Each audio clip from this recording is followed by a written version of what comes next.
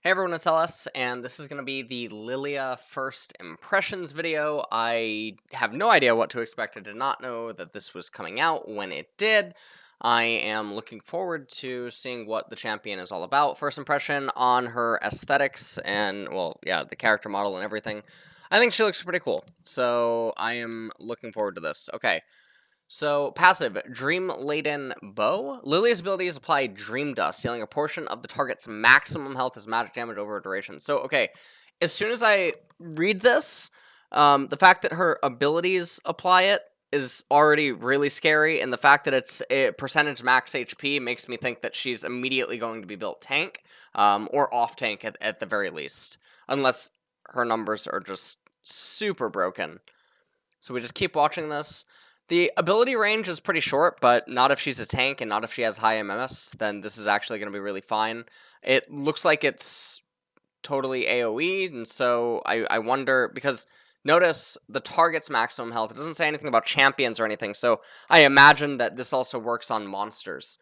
Q, Blooming Blows. Lillia swings her branch in the air and deals magic damage to nearby enemies, dealing true damage to those at the outer edge of the circle. When she successfully lands the attack, Lillia also gets movement speed. Okay, well, that's already really nice.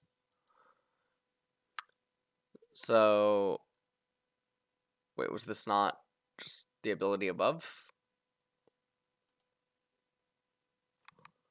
When she's dealing true damage to those at the outer edge of the... So she wants to actually be spacing? Deals magic damage to nearby enemies, dealing true damage to those of the outer... Okay, so she's just tank. She's just going to be tank. Percentage max HP, magic damage on her passive, true damage on her Q, and then bonus movements. I love it. I love it, Riot. Just give it to me. Just give it to me already. 2020 really was just made for this champion, I guess. Watch out, Eep. Lillia winds up for a huge strike with her branch, dealing magic damage to enemies. Enemies at the center of the impact receive more damage. I love it. Just, why not? Why not? Just why not?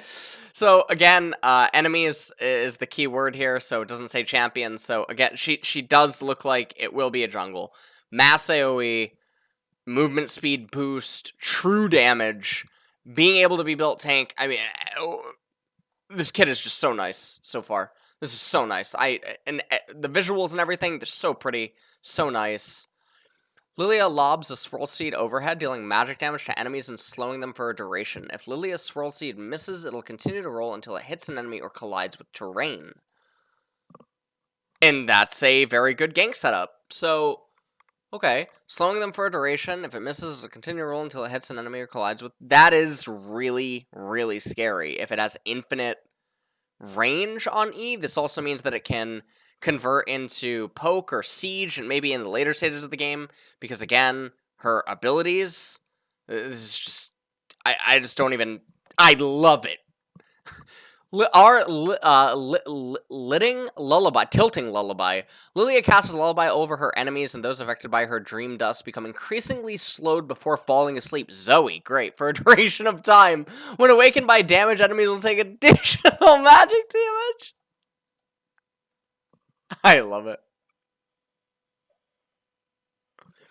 So she just has to land an ability, and then she can press her R and put you to sleep.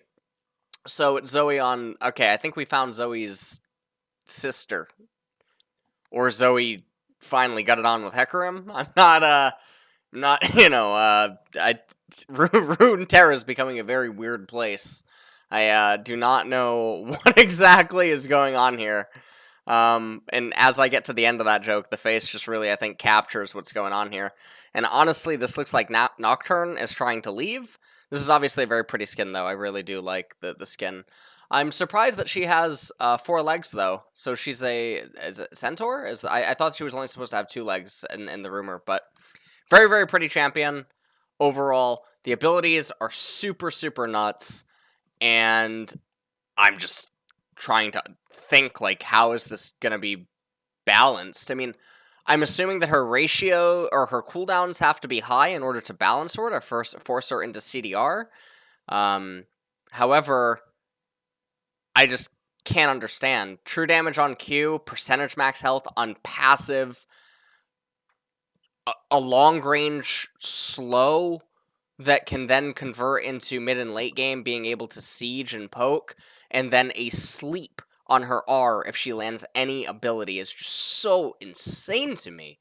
So this champion, I mean, first impression is just going to be pure tank. Just absolutely pure tank. I do not know if like Leandri's will be incorporated or something like that, because the damage just has to be insane. The only way this champion does not work is if the ratios on her true damage and her passive are such a joke that she cannot afford to go full tank, because if she's going to be forced to go into like Mage and actually have to get AP items and get penetration and stuff, there is probably going to be a worry in that she is too close range. She's too close for comfort in order to deal her damage and then reliably make things work.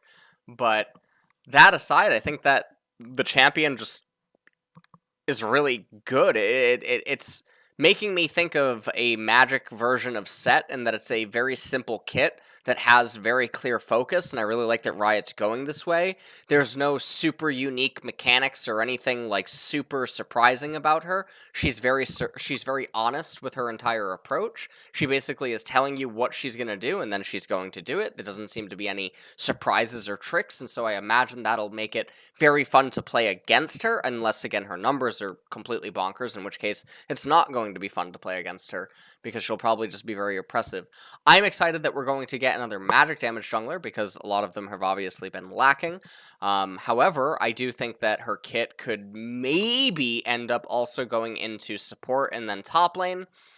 So I say support just mostly because of her E, and then also her R utility in the later stages, plus the fact that she has true damage, so support being able to build tanky, and then still having some of these things are obviously going to be good. Although support would probably be on the lesser end, because she does still have some pretty big hits with not a whole bunch of utility until she gets the R button, so probably not as much value there, but maybe the aspect of being able to flex her is why she could sometimes end up there or something. But for the most part, it looks like jungle primary, top secondary, support is going to be very thin. I doubt that she would ever actually appear in mid lane just with this kind of a kit. Trying to go up against mid lane mages, she's going to end up getting outranged, she's going to get poked, and nothing in her kit says that she has any ability to actually sustain.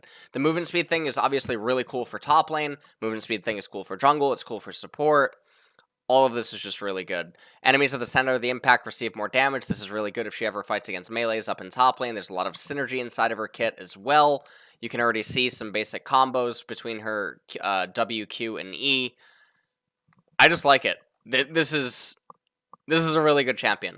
It's not as super broken exciting as Senna, which I think was one of the last champions, along with Aphelios, that was really, really, really cool and had an awesome kit that allowed for a very high skill floor as well as a high skill ceiling that gave off a lot of skill expression. But I like that Lillia is clearly akin to Sett in the nature that it's very simple, and you just get to jump right in with her. And I think that League has been missing champions like this, and so I like where this is going.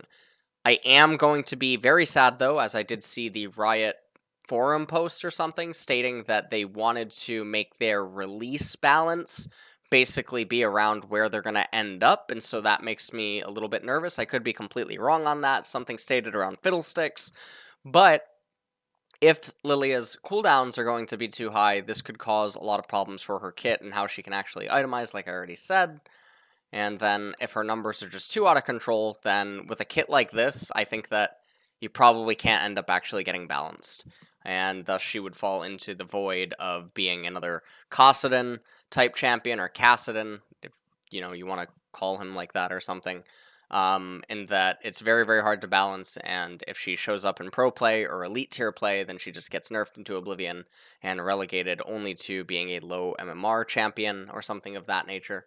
And that would be very sad, because this is really, really, really cool. And I am looking forward to playing her. I'm looking forward to seeing her in action, and hopefully she's going to be available during Summer Split for all of the major regions, I assume, because we would expect her to drop on 6/15, 18, I guess, which should make her eligible towards the later ends of the split. So that is pretty much it. First impressions, I think aesthetics, visuals, everything. She is like an 8 out of 10. The kit, I think for simplicity's sake and every direction that they're going with it, I think it's like a 10 out of 10. This is just really cool, and I'm excited to have a champion like this in LoL again.